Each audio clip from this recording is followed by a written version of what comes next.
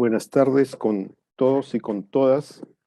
Bienvenidos y bienvenidas a esta reunión que SEA ha convocado para el día de hoy. Me llamo Fernando Romero, soy director ejecutivo de Servicios Educativos El Agustino y quería hacer una breve introducción para explicar brevemente el sentido de este panel al que hemos invitado a, a- a- a Fernando Tuesta Soldevilla y a Adriana Urrutia. Bueno, ahora damos paso a Adriana Urrutia, por favor. Muchas gracias, Félix. Es un gusto para mí ver a los amigos, a Félix, a Fernando, Romero y Tuesta, ¿no? Tenemos a dos Fernandos esta noche. Es un gusto verlos sanos y de nuevo estar en un espacio promovido por el SEA, con quien también hemos trabajado anteriormente desde la Escuela Profesional de Ciencia Política de la Universidad Antonio Ruiz de Montoya, y con quien queremos también trabajar este semestre, así que ya nos pondremos en contacto pronto porque creemos que, como lo ha dicho Félix, las dinámicas locales del Agustino permiten entender también las complejidades de nuestro país, ¿no? Entonces, agradecer por este espacio. Sé que también hay representantes de Santa Anita, así que no vamos a entrar en localismos, pero digamos, es para nosotros una gran oportunidad, ¿no? Yo creo que Fernando ha dado un panorama con el que coincido desde la óptica de las dinámicas partidarias y de los liderazgos, y yo quería más bien hablar desde una óptica más desde las instituciones democráticas, desde cómo miramos lo que está pasando ahora y su impacto para la democracia, ¿no? Entonces, Fernando efectivamente ha señalado que las elecciones y la llegada al poder resultan pues de un proceso electoral que, debemos decirlo, ha sido altamente complejo y polarizador, ¿no? para nuestra sociedad. Y la llegada al poder del actual presidente Pedro Castillo, como ya lo señaló mi colega, está llena de cuestionamientos, ¿no? Y creo que ahí la principal consecuencia es que se ataca el proceso electoral y se atacan las elecciones como un componente de la democracia, ¿no? Y en ese sentido creo que hay que estar bien alertas porque hemos logrado construir a lo largo del tiempo que ha pasado cierta confianza en el sistema electoral y en la imparcialidad de las elecciones, y este creo que es el primer proceso en mucho tiempo que cuestiona a las autoridades electorales y al proceso electoral, ¿no? Nosotros desde la Asociación Civil Transparencia hemos tenido reiteradas veces que salir a discutir si había habido o no un fraude, ¿no? Y creo que eso sienta un poco enturbia el clima de toma de mando, ¿no? Y además con cierto retraso para la toma del poder, entre otras cosas, ¿no? Entonces eso explica, ese contexto explica un poco las cifras que el Instituto de Estudios Peruanos recoge para el mes de agosto en cuanto a aprobación presidencial, ¿no? Tenemos que la cifra se mantiene de desaprobación del presidente. 46% de peruanos desaprueban al presidente, lo cual es enorme, ¿no? Quiere decir que si jalamos un poco las cifras, 1 de cada 2 peruanos no aprueba al presidente. En un país con una democracia que, digamos, tiene un régimen presidencialista, eso nos pone en peligro, como ya lo decía Fernando, el liderazgo del Estado y el liderazgo de las instituciones, ¿no? Entonces eso es una llamada de alerta, ¿no? Y es una llamada también de alerta para el propio gobierno a tomar las riendas de estas instituciones que ha tomado y que le corresponde liderar, ¿no?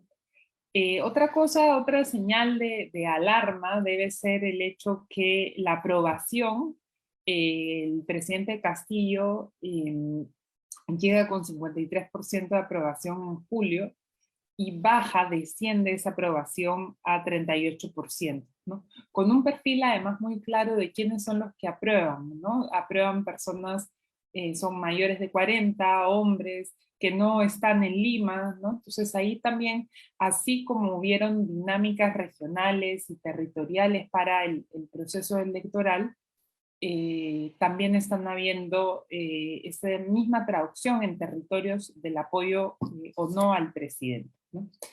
De la misma manera, no solo la aprobación presidencial es baja, sino que más de la mitad, 58%, desaprueba al premier, ¿no? Y entonces eso también, como ya ha sido señalado, desestabiliza al gobierno, ¿no? Pero en ese contexto, 56% de los peruanos estaba a favor de la confianza, ¿no? Antes que sea otorgada hace algunos días. Y eso quiere decir que a pesar de la desaprobación, muchas de las personas todavía siguen creyendo en que se pueden defender las instituciones, en que las instituciones deben ser las llamadas a garantizar cierta estabilidad, ¿no? A apostar por esa estabilidad, que, como ya lo ha señalado Fernando, dudamos pues de la voluntad de generar estabilidad, pero también no hay señales claras de la capacidad de generar esa estabilidad, ¿no? Entonces, creo que ahí hay que mantenernos alertas, vigilantes, pero también hacer un llamado a las fuerzas políticas para que en esta situación de crisis se pongan por delante las prioridades nacionales y se pueda generar condiciones para gobernar, ¿no? Creo que también en este contexto no hay solo que mirar al poder ejecutivo, ¿no? El último quinquenio ha sido determinado por las relaciones entre el poder ejecutivo y el poder legislativo, ¿no? Y el legislativo va a ser un escenario también importante para garantizar esa estabilidad y la gobernabilidad, ¿no? En ese sentido, el Congreso también mantiene unas cifras bien bajas de aprobación.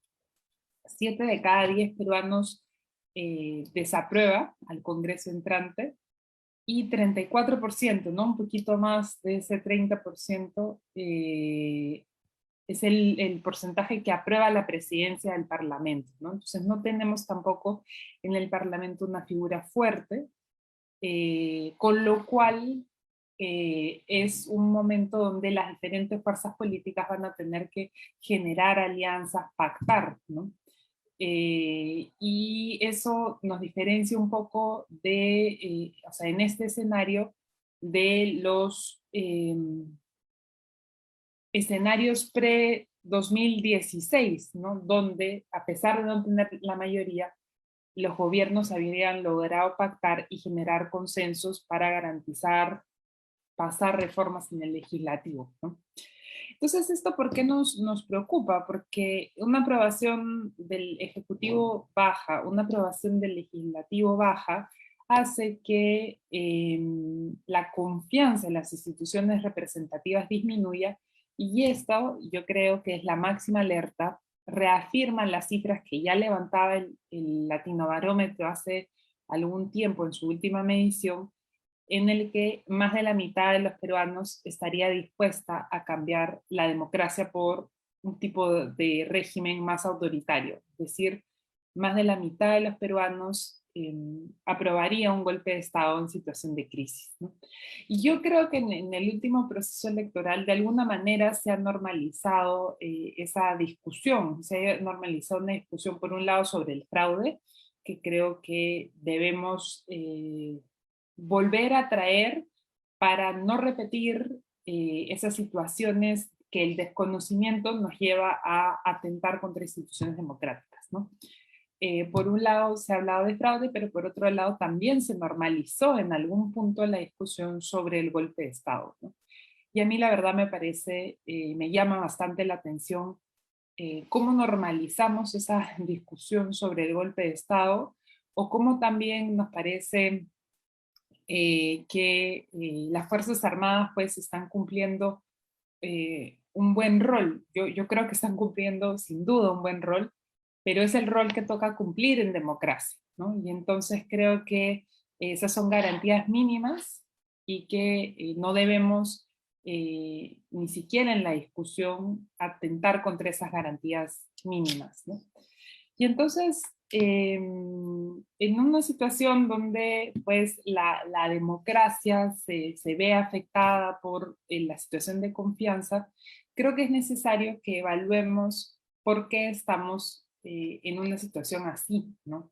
Y hace unos años se discutió el tipo de democracia en la cual se encontraba el Perú, que ha recibido varios adjetivos, y uno de los adjetivos que recibe esa democracia es el de democracia iliberal, ¿no? Por oposición a democracia liberal. Democracia liberal es un término acuñado por un especialista que se llama Farid Zakaria, en una revista que se llama la Revista Política Exterior en Estados Unidos, y él decía que las democracias liberales son aquellas que logran garantizar los derechos liberales, ¿no? Entiéndase, o las libertades que requiere el ejercicio de un conjunto de derechos. En el caso peruano no es así, porque veíamos que si bien se retribuían los derechos políticos y algunos procesos formales de la democracia, como las elecciones, el poder votar, el poder presentarse, hay un conjunto de otros derechos que no son retribuidos, ¿no? Y eso hace que los ciudadanos cuestionen el régimen. Y creo que en estas elecciones se ha plasmado de alguna manera, o al menos la lectura que tenemos de por qué un partido como Perú Libre, ¿no? Logra pasar a las elecciones, por qué un partido como el fujimorismo logra pasar a las elecciones, son porque yo me atrevería a decir que se trata de partidos que han sabido leer las desigualdades y canalizar a política esas desigualdades, ¿no? Hacer trabajo político, o sea, lo que es no solo participar en campañas y en elecciones, sino hacer trabajo político en el territorio, ¿no? Y eso explica que frente a los 18 otros partidos, Fuerza Popular y Perú Libre pasan a la segunda vuelta, ¿no? Entonces, frente a esos partidos que logran canalizar en elecciones las desigualdades, hay una ventaja competitiva frente a otros partidos, ¿no? Y entonces, si nosotros nos ponemos a evaluar la democracia a la luz de esta retribución de derechos, vemos que jala más, también ahí lo dice la última encuesta del Instituto de Estudios Peruanos, las emociones negativas, ¿no? Y esas emociones que no generan esperanza, sino más bien generan insatisfacción, generan angustia, ¿no? Como una reacción a lo que está ocurriendo, ¿no? Y entonces esas emociones negativas tienen que ver con cómo estamos mirando la retribución, por un lado, de derechos universales, ¿no? Como ustedes saben, el Perú es de los pocos países en el mundo que no ha regresado a clases presenciales, ¿no? Con lo cual, si solo vemos este último tiempo de la pandemia, podemos evaluar que la capacidad del Estado de retribuir el derecho a la educación es limitada, ¿no? Entonces los ciudadanos evalúan qué tanto ellos pueden acceder a servicios universales y luego se traduce en una evaluación de la capacidad del Estado, por ende la capacidad del gobierno, ¿no? En salud igual, en salud había mucho cuestionamiento a la posibilidad de sostener la vacunación con el mismo ritmo, ¿no? Entonces hubieron ahí unos momentos de crisis y unos momentos donde se cuestionaba la capacidad del gobierno a poder continuar el ritmo de vacunación del gobierno previo. Creo que está eso relativamente encauzado, pero digamos, hay dudas, ¿no? Sobre ese acceso a la salud. Y ni qué decir de las capacidades de cuidar a las personas enfermas de COVID, ¿no? Y de garantizar oxígeno, de garantizar infraestructura, y ni hablar de las razones por las cuales casi 200.000 peruanos han fallecido en esta pandemia, ¿no? Entonces hay ahí una lectura de en qué sistema vivimos si no podemos garantizar que sobrevivan nuestros seres queridos, ¿no? Lo mismo para empleo, ¿no? Más de 1 millón de peruanos ha perdido el empleo y creo que hay mucha demanda de cómo el Estado va a retribuir ese empleo, ¿no? Y creo que por toda esa lectura es que una candidatura como la de Pedro Castillo había llamado mucho la atención porque había mucho énfasis, mucho discurso que llamaba a un cambio, a una reforma, y en un contexto de crisis tenía mucho asidero esa propuesta. Pero al asumir el gobierno, creo que ha llamado la atención también esa capacidad del Estado, no solo a retribuir derechos universales, sino a retribuir derechos que podríamos llamar humanos, ¿no? Por calificarlos de alguna manera. Y creo que llama en particular la atención, y en estos últimos días se ha visto, para dar un ejemplo como otro, la situación de las mujeres en el actual gobierno, ¿no? Ahí yo creo que hay un retroceso, Félix, te vi. Hay un retroceso, 2 de 18 ministras son mujeres, y eso es un retroceso con respecto a gabinetes anteriores, y las lamentables declaraciones del premier, ¿no? Cuando era congresista, sobre la congresista Chirinos, ¿no? En ese sentido, también vemos cómo esa retribución de derechos se ha traducido o ha sido afectada por la inestabilidad política del actual gobierno, que además es el propio gobierno que le está generando, y lo vemos también con, por ejemplo, la situación que condujo a la salida del ex canciller Béjar, que afecta, ¿no? También la negociación internacional en un momento donde el Perú, por ejemplo, está perdiendo posición crediticia, ¿no? Que con estos créditos, o sea, la posición en la que se encuentra para el pago de los créditos de manera externa, ¿no? En fin, necesitamos de estas alianzas internacionales y hemos perdido un canciller recientemente, ¿no? Y ahí yo creo que Fernando ya habló bastante del premierato, de las dinámicas con presidencia, no me voy a demorar más, ¿no?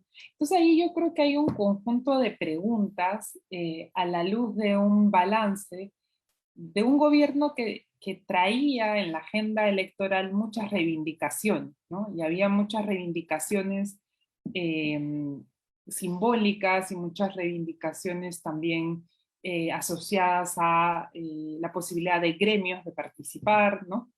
Y además también muchas reivindicaciones locales que se esperaban que se tornen regionales y por ende nacionales, ¿no? Pero no nos queda claro primero cuál es la agenda, y yo creo que ahí hay una pregunta, ¿no? Para sumar al hecho que solo tenemos incertidumbres, yo quisiera acá decir no tenemos respuesta, pero creo que como ciudadanos debemos plantearnos eso y traducirlo después en agendas de demanda ciudadana y de vigilancia ciudadana. Creo que para retomar también y hacer eco de lo que decía Fernando, y retomar el título de una serie de televisión, tenemos que esclarecer quién manda a quién, ¿no? Entonces, quién lidera el Estado, quién lidera el gobierno, y cómo en esta idea que los ciudadanos son soberanos, ¿no? Tal como lo indica la Constitución, cómo se canalizan esas agendas que parecía que en algún momento estaban presentes en el tiempo electoral, ¿no? Y luego finalmente cómo se gestiona lo urgente, cómo se va a gestionar más allá de la vacunación cuando llega a los niños, cómo se va a gestionar la crisis de COVID, cuáles son la respuesta que se espera para la reactivación de la educación, ¿no? Cómo se espera la reactivación económica. Entonces no hay claridad, no hay norte, y creo que eso tiene que ver con el hecho que en realidad desde hace ya varios tiempo en el Perú somos consecuencia del colapso de un sistema de partidos, trayendo consigo la dificultad de consolidar agendas partidarias que luego se vuelvan agendas electorales y por ende agendas gubernamentales, ¿no? Estas dinámicas de las que, por ejemplo, está haciendo parte ahora Perú Libre, de invitar a alguien, de no tener una agenda, un plan de gobierno sólido, hace que una vez llegado al poder, pues sea muy difícil ver el norte, ¿no? Entonces creo que aquí nos toca a nosotros como ciudadanos tener claras las posibilidades de vigilancia, pero también lidiar con la incertidumbre de una falta de liderazgo en las principales instituciones representativas, sin perder de vista que queremos seguir defendiendo la democracia, ¿no? Entonces eso es lo que yo quería decir para esta ronda. Gracias. Gracias, Adriana. Bueno, en realidad todos quisiéramos aplaudir, pero de manera virtual a veces es difícil, ¿no? Pero yo creo que ha sido muy buenas las exposiciones. Hay 4 preguntas que se las voy a leer. A lo mejor, ¿sí? ¿Les ha pasado? Me dice que les ha pasado la pregunta Fernando Romero.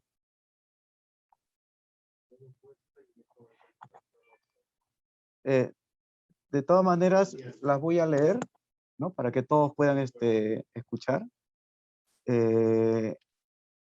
Gloria Quiquia dice, Castillo y Cerrón están disputándose el poder. ¿Por qué los peruanos lo permitimos? ¿Qué podemos hacer para que no haya más caos y nos alerta a hacer algo? Isabel Cernaque dice, la confianza que le han dado al gabinete ministerial no significa que estén de acuerdo con los integrantes. ¿Habrá otra opción? ¿Qué hubiera pasado si no le daban esa confianza que estaban pidiendo? Y Toya Santillán dice, frente al desastre del actual gobierno que nos representan, los ciudadanos y ciudadanas, ¿qué debemos hacer para colaborar que un gobernante campesino pueda hacer positivo su gobierno? Y aparece nuevamente Isabel Cernaque diciendo, el presidente Castillo esquiva mucho a la prensa. Eso deja mucho que pensar. No da información ni explicación de su plan de trabajo. Crea mucha incertidumbre. ¿Qué podemos hacer frente a toda esta situación? Esas son las intervenciones, las preguntas, con algo de comentario también, ¿no? Entonces, vamos a pedirle a Adriana, por favor, que responda estas preguntas y luego a Fernando. Gracias. 10 minutos. Yo le paso la voz 3 minutos antes. Ya. Sí. ¿Quieren un momento o ya sí se han entendido bien las preguntas? Podemos ir respondiendo, sobre todo porque las más difíciles se las voy a dejar a Fernando, para que él responda. No, yo Gracias, quisiera Adriana. empezar por la pregunta que habla de la prensa, ¿no? Y yo los invito a leer la última encuesta de opinión del Instituto de Estudios Peruanos, porque ahí, si mal no recuerdo, puedo estar equivocándome, pero la cifra que recuerdo es que 70% de la población cree que no se respeta la prensa, ¿no? En este gobierno, o que no hay una buena relación con la prensa. Creo que eso tiene que ver con el hecho que estuvo muy esquivo durante la segunda vuelta y tiene también que ver con cuando iba a ser la ceremonia de juramentación de los ministros, no se permitió la entrada a la prensa, ¿no? Y posteriormente, bueno, ha sido difícil el vínculo, ¿no? Entonces, yo creería que ahí lo que hay que seguir haciendo es desde la sociedad civil señalando este punto y que necesitamos pues un respeto al cuarto poder, ¿no? Para que los ciudadanos puedan informarse y así ejercer ciudadanía, ¿no? Yo creo que la pregunta que hace, no vemos aquí quién lo hace, pero ¿qué debemos hacer para colaborar que un gobernante campesino puede ser positivo por su gobierno, ¿no? Yo a eso me refería con las expectativas que este gobierno generó, ¿no? Este gobierno, yo me acuerdo muchos estudiantes de la Ruiz de Montoya señalando que era un maestro, que les parecía muy importante que un maestro que además venía de conocer el mundo rural, ¿no? Que además no era de Lima, pudiera llegar a ser presidente, ¿no? Y ahí había mucha expectativa también por todo lo que representaba, ¿no? Y yo creo que ahí los electores tienen que buscar la manera de hacerle saber que votaron por él, ¿no? Y rendirle, o sea, exigirle que rinda cuentas, ¿no? Porque finalmente son los electores quienes le dan esa posibilidad, ¿no? Y él debe responder ante esa posibilidad, ¿no? Y creo que eso, que hay que buscar incidir en la opinión pública para que quienes votaron por él pues, le digan, exigimos, ¿no? que nos explique, que nos rinda cuentas. Después está la pregunta sobre los derechos que no se respetan ni se ejercen. Creo que eso tiene que ver con una historia de larga data, pero creo también que tiene que ver con cómo estamos ejerciendo ciudadanía, ¿no? Y creo que ahí hay todo un trabajo por hacer y por eso me parece tan importante el trabajo de espacios como el SEA, porque tenemos que ejercer ciudadanía de una manera distinta, ¿no? Que vaya más allá del momento del voto. Tenemos que generar dinámicas que precisamente, como señalábamos, permitan comunicar ante la opinión pública cuáles son las demandas, cuáles son nuestros pedidos, qué queremos, ¿no? Para que los gobernantes puedan ir dialogando de esa manera. Yo creo que en realidad también además de eso, todavía aún más fundamental es que podamos hacer que los partidos políticos se vuelvan ese espacio de participación de los ciudadanos, ¿no? Y ahí hay todo un trabajo para hacer que la gente vuelva a confiar en los partidos, o si acaso alguna vez confió, o en todo caso confíe en los partidos, para que ellos sean los canales de representación. Y creo que hay que pensar en eso de cara al próximo quinquenio, ¿no? Que los partidos puedan realmente ser ese espacio de representación de la sociedad, ¿no? Yo creo que ahí es una de las posibles rutas, pero sobre eso podríamos seguir hablando bastante tiempo más.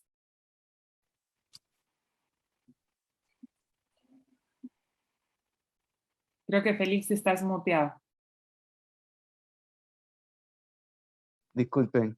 Sí, Adrián, hay una pregunta que ha llegado, todavía tienes algo de tiempo, que dice, ante los procesos en la participación de las mujeres en cargos de decisión y sobre los derechos, ¿cómo generar herramientas de vigilancia?